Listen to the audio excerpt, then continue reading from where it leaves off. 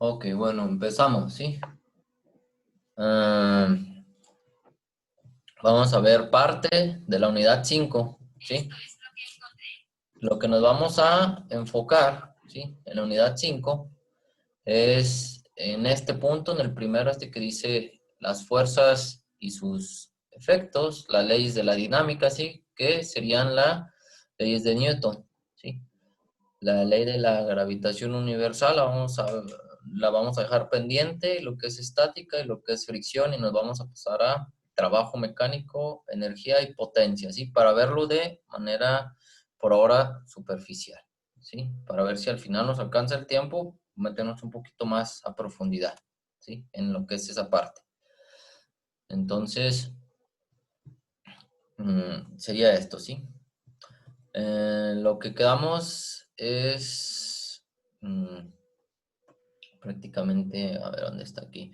La mecánica se divide en dos, ¿sí? Que viene siendo la cinemática y la dinámica.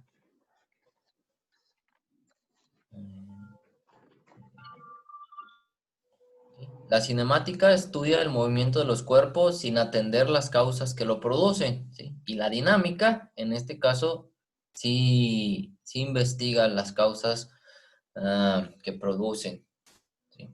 Ya sea como las del reposo o si un cuerpo está en movimiento, ¿sí?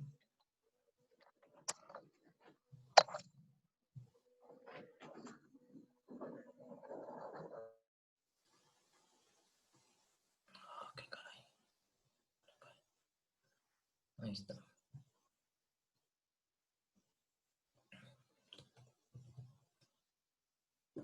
Entonces, otra parte, ¿sí? Es la estática, y esta queda comprendida dentro del estudio de la dinámica, ¿sí? Y analiza las condiciones que permiten el equilibrio de los cuerpos. Entonces, con el estudio de la dinámica, que se fundamenta en las leyes de Newton, se puede interpretar tanto el movimiento, el equilibrio y las causas que lo producen. ¿Ok? Entonces, nos vamos a la parte de las fuerzas y sus efectos. ¿Alguien que quiera comentar? Yo, ¿Quién dijo yo? Zaira. A ver, Zaira, Ajá. dígame. Bueno, yo de lo que me acuerdo que leí era de las fuerzas, contacto, que bueno, que cualquier fuerza para que haya fuerza debe haber dos partes que interactúen. Y las fuerzas de contacto, como su nombre lo dice, debe haber contacto entre esas dos partes. Y las fuerzas de acción a distancia, pues son como la gravedad, que en sí no hay un contacto. Ok. ¿Qué más? Y de eso me acuerdo. Ah, bueno, y aparte de las fuerzas gravitacionales, electromagnéticas, nucleares y no me acuerdo de la otra. Y que la fuerza gravitacional, pues eso es lo de la gravedad. De eso me acuerdo, y también las electromagnéticas se producen cuando las fuerzas eléctricas están en movimiento. Y las fuerzas nucleares, eso, según yo lo que leí, creo que era casi igual a las fuerzas electromagnéticas, o que se producían, tenían el mismo origen o algo así había leído. De eso me acuerdo. Ok. Gracias por su participación. Sí, ahorita vamos a reforzar un poquito esa parte. ¿Alguien más que quiera colaborar?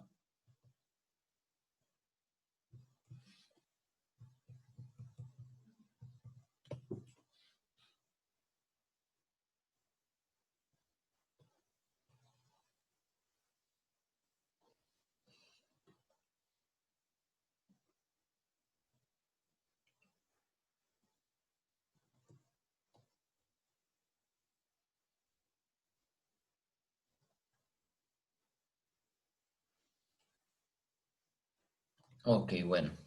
Fíjense. Si se fijan, aquí hay unos ejemplos. Dice, ¿qué mueve a un barco de vela que navega por el mar? ¿Cómo logra una grúa mover y remolcar a un coche descompuesto para llevarlo al taller mecánico?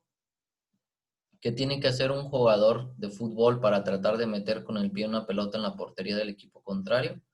¿Qué ocasiona la caída de una manzana desde la rama de un árbol? ¿Sí? ¿Sí? En esos 4 ejemplos, ¿sí? En cualquier caso, interviene una fuerza, ¿sí? Y en esto existe como mínimo una interacción de 2 cuerpos. ¿Sí? Ya sea, como mencionó la compañera, puede ser ya sea una fuerza gravitacional, una fuerza nuclear, una fuerza mecánica, algo que tenga que ver mínimo 2 cuerpos, ¿sí?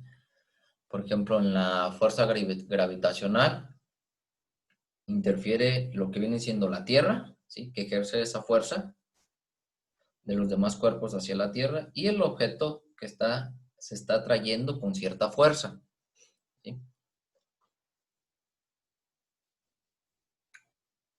Hay unas que reciben, como dijo esta Zaira, el nombre de fuerzas de contacto.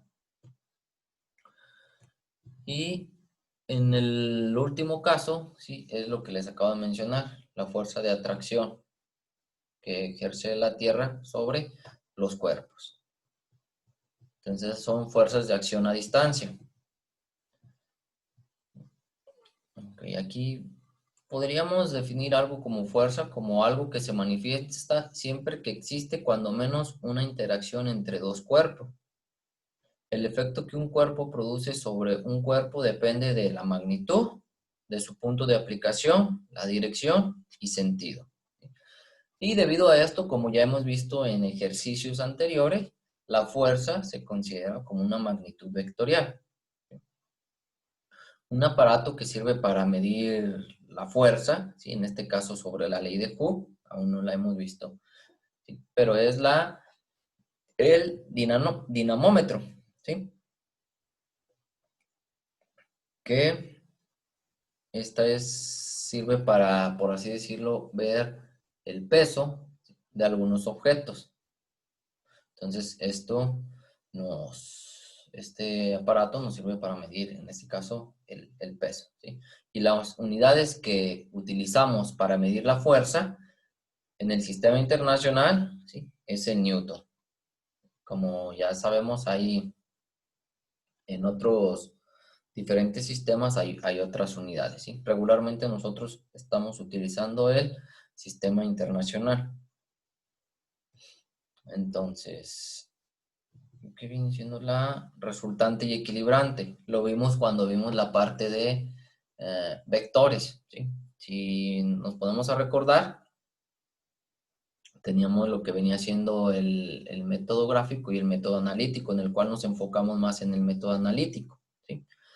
Y nos mencionaba que la equilibrante de un sistema de fuerzas es aquella fuerza que equilibra al sistema, tiene la misma dirección y magnitud que la resultante, pero con sentido contrario.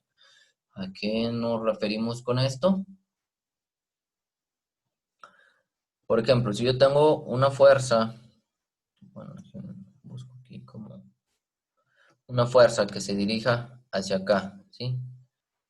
Una fuerza 1 igual a 5 newton, ¿sí? Una fuerza equilibrante sería que aplique yo otra fuerza, pero en sentido contrario, ¿sí? Va a estar en la misma dirección, si se fijan, está en la misma dirección, ¿sí? Pero en sentido contrario. Este es mi punto de aplicación. Entonces sería una fuerza 2 igual a 5 newton, ¿sí? Esa sería una equilibrante de fuerzas. Y la fuerza resultante, pues podríamos tener varios casos, ¿sí? Una puede ser que a lo mejor en lugar de que sea 5 newton, bueno, que sea 15. Y la fuerza resultante, ¿sí? Haríamos la resta, se sumarían. Pero aquí, como está, este es nuestro punto de equilibrio, a partir de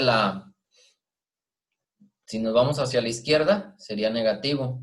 Si nos vamos hacia la derecha, sería positivo, ¿sí? Entonces, simplemente es F2 más F1, ¿sí? Pero observamos que F1 es negativo. Entonces, esto sería igual a F2 uh,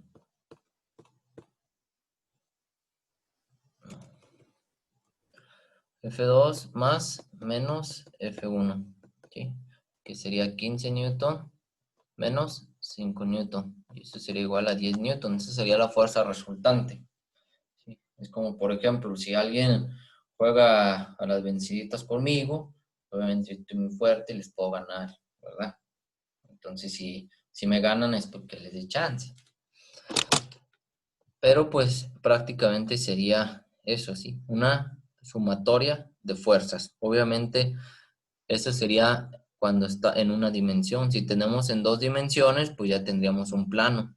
Y tendríamos varias de las cosas que utilizamos, sería usar las funciones trigonométricas para poder aplicar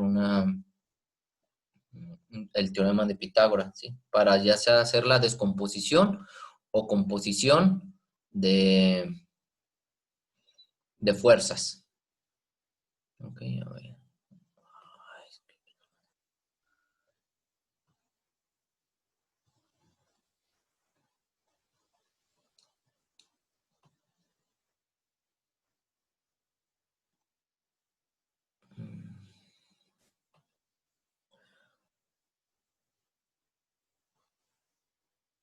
En la sumatoria de fuerzas se suman todas las fuerzas, Claudia, ¿sí? Pero ya una vez que observamos la figura y determinamos nuestro punto de origen, ¿sí? Y si yo digo, ok, para el lado derecho va a ser positivo y para el lado izquierdo es negativo, ¿sí? Entonces, si te fijas en la... Alguien que le diga a Ángel Reynoso qué está pasando porque nomás está conecte y desconecte.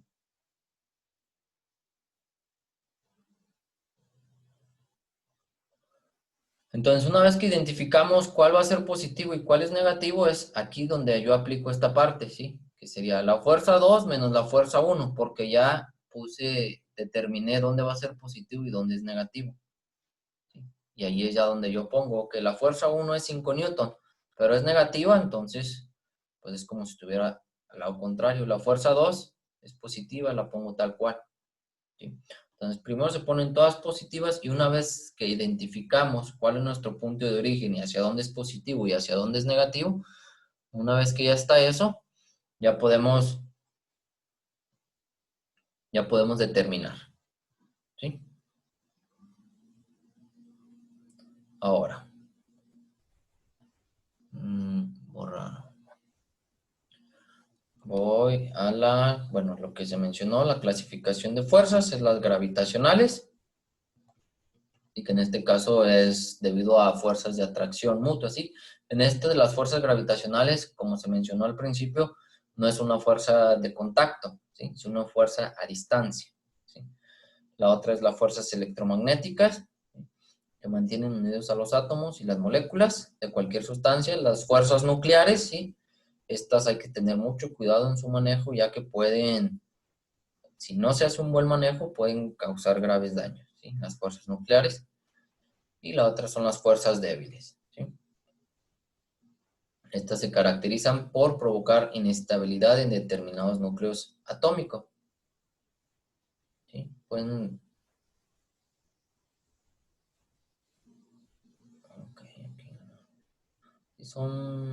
Son fuerzas muy, muy débiles, ¿sí?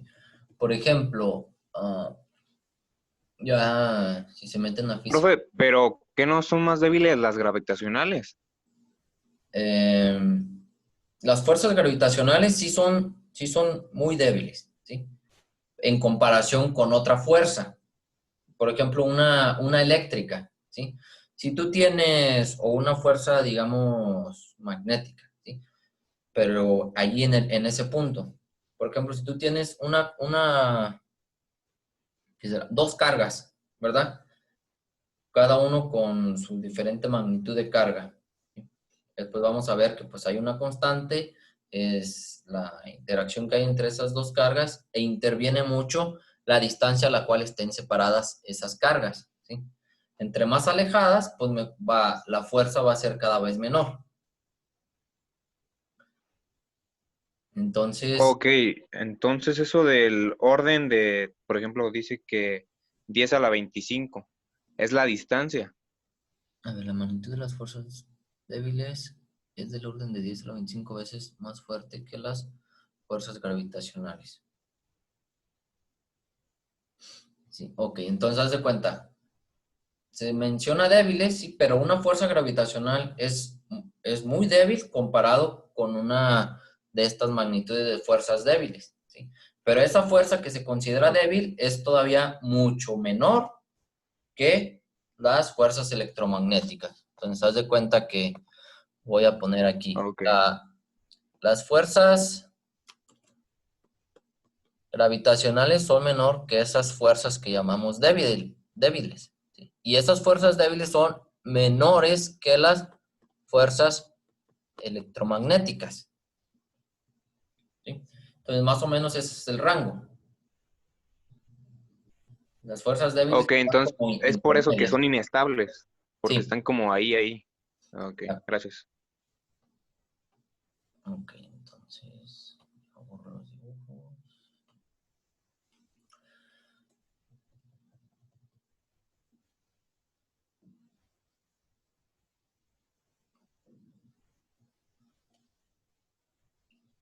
A ver, hay que leer esta partecita. Está como interesante esta parte, ¿sí? Dice, las semejanzas entre las fuerzas gravitacionales y las eléctricas ha originado que los científicos busquen un modelo simplificado que reduzca el número de fuerzas fundamentales en la naturaleza.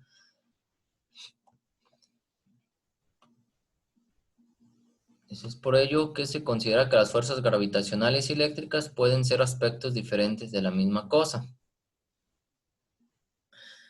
Albert Einstein pasó los últimos años de su vida investigando acerca de la teoría del campo unificado, pero no logró resultados significativos. En el siglo pasado, en el 67, los físicos predijeron que las fuerzas electromagnéticas y la fuerza nuclear débil se consideraban independientes entre sí, pero que en realidad eran manifestaciones de una misma fuerza.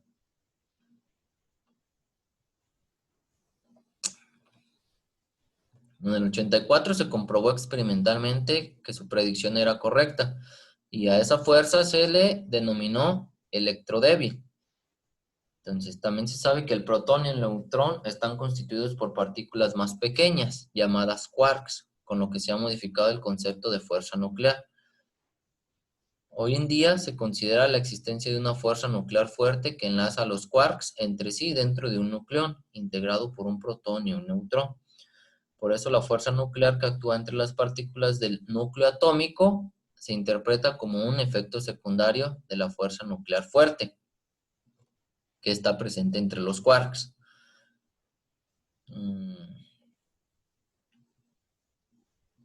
Entonces siempre se ha estado en investigación continua, ¿sí?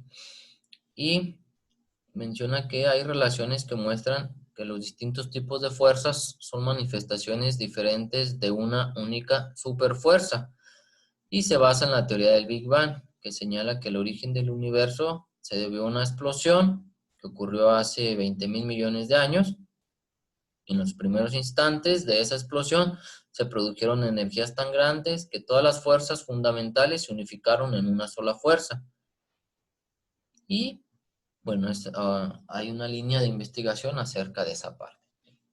Pero lo vamos a tomar así por encimita eso. Entonces, después pasamos a las leyes de la dinámica, ¿sí? Y aquí una parte fundamental fue Isaac Newton, ¿sí? Y estudió las leyes naturales que rigen el movimiento de los cuerpos y observó la caída de una manzana al suelo y a partir de ahí estableció relaciones entre la fuerza que provocaba la caída de la manzana y la fuerza que sostenía la luna en la órbita alrededor de la Tierra, ¿sí? Entonces, tenemos varias aportaciones de Newton y una de estas, bueno, tenemos las 3 leyes de Newton, sí, también tenemos la ley de la gravitación universal, sí, pero primero, nos vamos a la ley de Newton o ley de la inercia. Entonces, aquí hace una pregunta. ¿Se han puesto a reflexionar por qué los cuerpos en movimiento se detienen? A ver, alguien que me conteste. Yo, fricción. Ok, eso es debido a otras fuerzas que interfieren dentro de ese movimiento, ¿sí? Si estuviéramos en el espacio, en el vacío, al tocar un objeto, ¿sí? Este objeto siempre va a ir a la misma velocidad, con la misma fuerza siempre, ¿sí? Porque no hay nada que interactúe con él, no hay fuerza que se oponga a ese movimiento. Entonces, bueno, aquí debe de estar.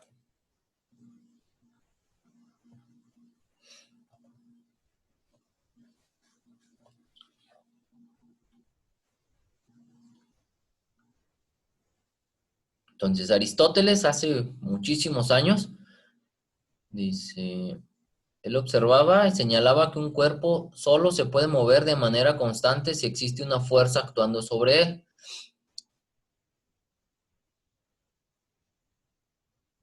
Sí, por ejemplo, cuando ustedes empujan una mesa, un coche, una piedra, ¿sí? Se observa este movimiento, ¿sí? Que se le debe aplicar una fuerza y en el momento en que se deja de aplicar, se detiene, ¿sí? Esto tiene que ver mucho con las fuerzas de fricción, porque hay por ejemplo, si ustedes están empujando vamos a decir, un refrigerador no sé, en concreto, en pavimento, debido a la fuerza, a la fuerza de fricción va a llegar un momento en que se detiene. Pero digamos, si hay un material muy liso que casi no causa fricción entre el refrigerador y ese material, se va a estar deslizando por más tiempo, ¿sí? Hay una competencia que se hace en hielo, que es como si estuvieras atinando al blanco. Se lanza una masita en hielo y hay otras personas que van tallando el hielo para que se vaya acercando más, ¿sí? Entre más, ya cuando están muy, muy cerca, dejan como de tallarle un poquito para que quede exactamente en el centro. Se llama curling, profe. Yo digo, no conozco el nombre, sí lo he visto, pero no conozco el nombre, gracias. Entonces, ese podría ser un ejemplo, ¿sí? Entonces, aquí tenemos, dice, Galileo Galilei, muchos siglos después, con base en sus experimentos, concluyó lo que ahora sabemos, y es que la mesa se detiene porque existe una fuerza de fricción entre la mesa y el piso que se opone a su movimiento. Pero, si la fuerza de fricción dejara de existir al tenerse una superficie totalmente lisa y sin la resistencia del aire, al darle un empujón a la mesa, esta continuaría de manera indefinida en movimiento a velocidad constante, que es lo que les mencioné al principio. Si estuviera en el vacío, ¿sí? No hay fuerzas de fricción, no hay algo que lo estuviera deteniendo. Siempre va a llevar la misma fuerza, la misma velocidad, ¿sí? Entonces Galileo enunció su principio de inercia, que dice que en ausencia de la acción de fuerzas, un cuerpo en reposo continuaría en reposo y uno en movimiento se moverá en línea recta a velocidad constante, ¿sí? Después Isaac Newton perfeccionó lo que dijo Galileo Galilei, ¿sí? Y se enunció la primera ley de la mecánica o ley de la inercia, y que dice lo siguiente, ¿sí? Esto sí es importante que la tomen en cuenta. Dice, todo cuerpo se mantiene en su estado de reposo o de movimiento rectilíneo uniforme si la resultante de las fuerzas que actúan sobre él es cero. Entonces, existen varios ejemplos de la ley de Newton, ¿sí? Por ejemplo, cuando viajan en un automóvil, al frenar bruscamente el conductor, los pasajeros se van hacia adelante, tratando de seguir ese movimiento, lo que puede resultar fatal en el caso de un choque, ¿sí? Se frenan y bueno, por eso tenemos los cinturones de seguridad, ¿sí? Ya que usando el cinturón de seguridad nos detiene. Ya también está la bolsa de aire que algunos pueden decir que sí funciona, otros que no funciona, pero bueno, son medidas que se toman para prevenir algún accidente, ¿sí? Esto es debido a la inercia, ¿sí? Si ustedes van corriendo y se les atraviesa un niño, es como si estuvieran aplicando una fuerza a ese niño y se va a mover igual que ustedes, ¿sí? Obviamente con sus ciertas consecuencias debido a ese golpe. Entonces, la primera ley de Newton o ley de la inercia es muy, muy, muy importante. Bueno, aquí tenemos Otra parte dice, cuando un paracaidista se lanza desde un avión, recibe la fuerza viscosa del aire que actúa hacia arriba, como quien dice la fuerza de fricción, ¿sí?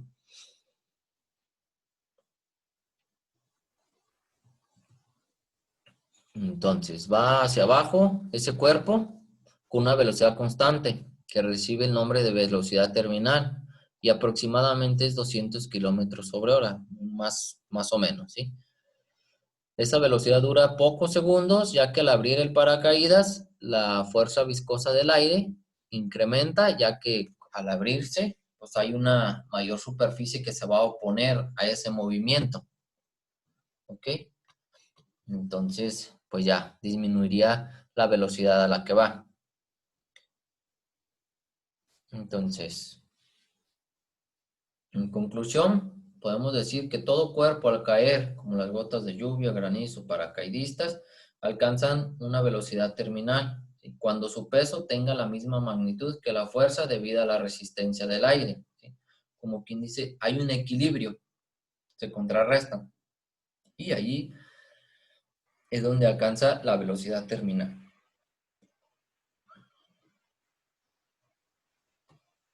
Ok, entonces dice, la primera ley es totalmente válida cuando se trata de un sistema de referencia inercial, que es aquel en el cual no hay aceleración, es decir, se considera que está en reposo o se mueve a velocidad constante. Entonces, aquellos sistemas de referencia que se mueven con velocidad uniforme, unos respecto a otros, reciben el nombre de inerciales. Cuando dicen, es que tenemos un movimiento inercial, eso es lo que se refiere a esta parte, ¿sí? Después tenemos lo que viene siendo la segunda ley de Newton o la ley de proporcionalidad entre fuerzas y aceleraciones, ¿sí? Entonces, esta ley refiere a los cambios en la velocidad que sufre un cuerpo cuando recibe una fuerza, que es el cambio de la velocidad de un cuerpo efectuado en la unidad de tiempo. A lo mejor en cálculo diferencial ya lo vieron, ¿sí? Que nos dice que si yo derivo la velocidad con respecto al tiempo, o sea, tengo un cambio de la velocidad con respecto al tiempo, ahí voy a tener una aceleración, ¿sí? Entonces, así el efecto de una fuerza desequilibrada sobre un cuerpo produce una aceleración. Entonces, ahí tenemos dos cosas claves y lo vamos a ver de manera sencilla, porque la segunda ley nos dice que la fuerza es igual a la masa por la aceleración, ¿sí? En el cual nos dice, aquí,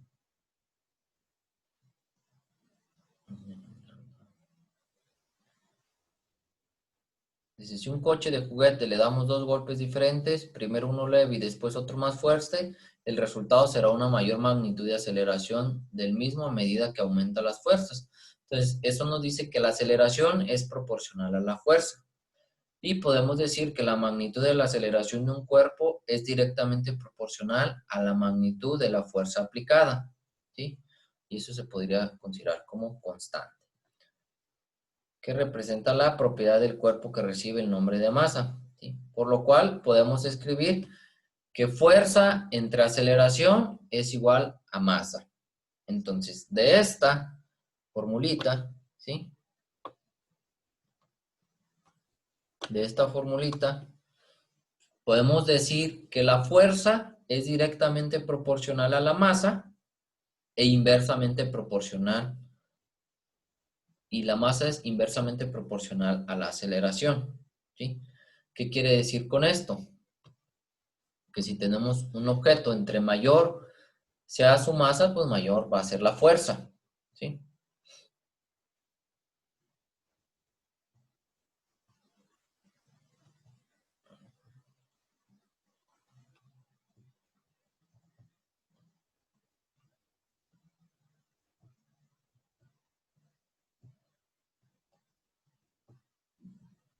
Y tenemos pues que la otra de aquí. Bueno, para ver este ejemplo. Tienes un carrito de 40 gramos y le aplicas una fuerza y observas cuál fue su aceleración, ¿sí? Ahora le aplicas la misma fuerza, pero antes le agregas una masa equivalente a 40 gramos, de tal manera que su masa se duplique. Entonces, la magnitud de su aceleración va a ser la mitad de la que tiene en un principio, ¿sí? Si triplicas la masa, Al aplicarle la misma fuerza, la magnitud de la aceleración será 1/3. ¿Sí? Y así sucesivamente. Entonces, de lo anterior se concluye que cuando la fuerza aplicada es constante, la magnitud de la aceleración de un cuerpo es inversamente proporcional a su masa. Y tenemos esta expresión matemática. Entonces, de la segunda ley de Newton tenemos que toda fuerza resultante diferente de cero al ser aplicada a un cuerpo le produce una aceleración en la misma dirección en que actúa. La magnitud de dicha aceleración es directamente proporcional a la magnitud de la fuerza aplicada e inversamente proporcional a la masa del cuerpo, ¿sí? Y es esta la formulita que les había dicho.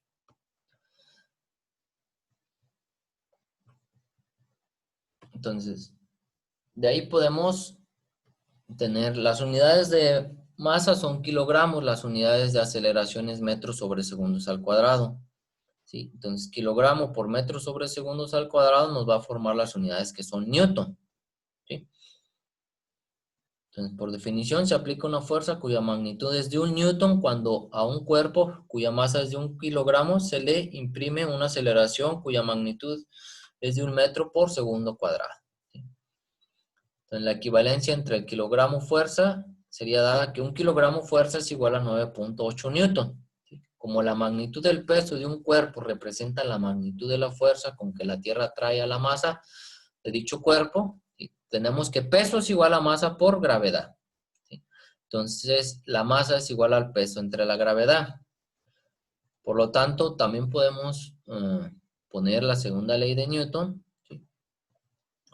Como fuerza es igual a peso entre gravedad por aceleración. ¿Sí? El peso va a estar en Newton, ¿sí? La gravedad en metros sobre segundo al cuadrado y la aceleración en metros sobre segundo al cuadrado. De tal manera que la fuerza va a ser igual al peso.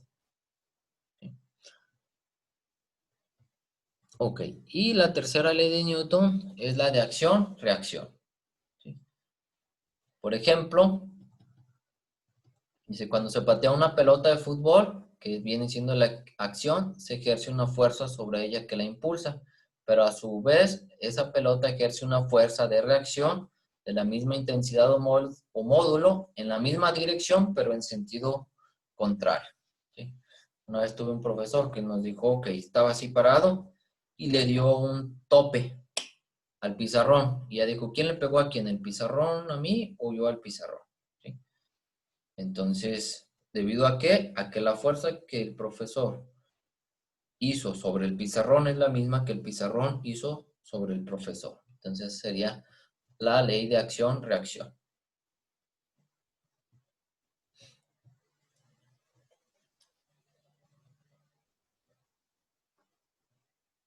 Entonces, ¿qué sucede si en lugar de patear una pelota, se patea con fuerza una roca? ¿Sí? Obviamente, para que cause la misma aceleración, ¿sí?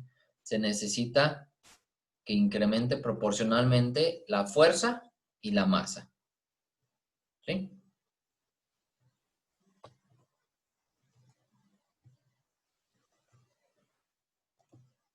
Tenemos varios ejemplos, ¿sí?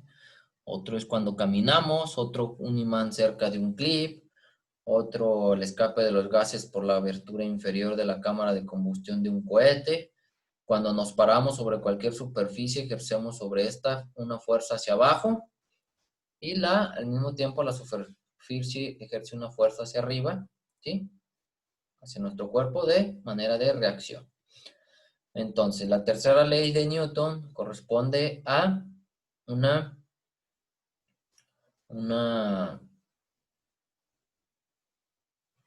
a la siguiente enunciado, ¿sí? A toda acción corresponde una reacción de la misma magnitud o intensidad en la misma dirección, pero con diferente sentido. ¿Sí? Entonces, miren, de aquí quiero que me hagan un mapa conceptual, ¿sí? De las 3 leyes de Newton. ¿Sí? Un mapita así, sencillo, que es sobre este subcapítulo 2. ¿Sí? Leyes de la dinámica. Ok, se dividen en 3. La primera, segunda y tercera ley de Newton. ¿Qué nos dice la primera? Ok, pues nos dice esto. Y me van a poner 1 o 2 ejemplos de cada ley, ¿sí? Entonces, un mapita conceptual sencillito, ¿sí? Ya sea que lo hagan a mano o en digital, y lo envían, ¿sí? Eso se los voy a dejar para que lo entreguen el viernes, en caso de. ¿Sí? Pues el mapita conceptual es nada más de esta que es que de la página 136, 137, 138 y 139, ¿sí? Pero es nada más un mapa conceptual de las leyes de Newton. Nada más eso. Entonces, ya si tienen alguna duda, me la hacen saber por el grupo de WhatsApp. Y ahorita ya, pues ya está la asistencia. Y pues sería todo de la clase. La próxima clase veríamos ejercicios, que sería el viernes. El miércoles tenemos asesoría para que se conecte la mayoría, por favor. Y vamos a ver ejercicios el miércoles de ejemplos. ¿Sale?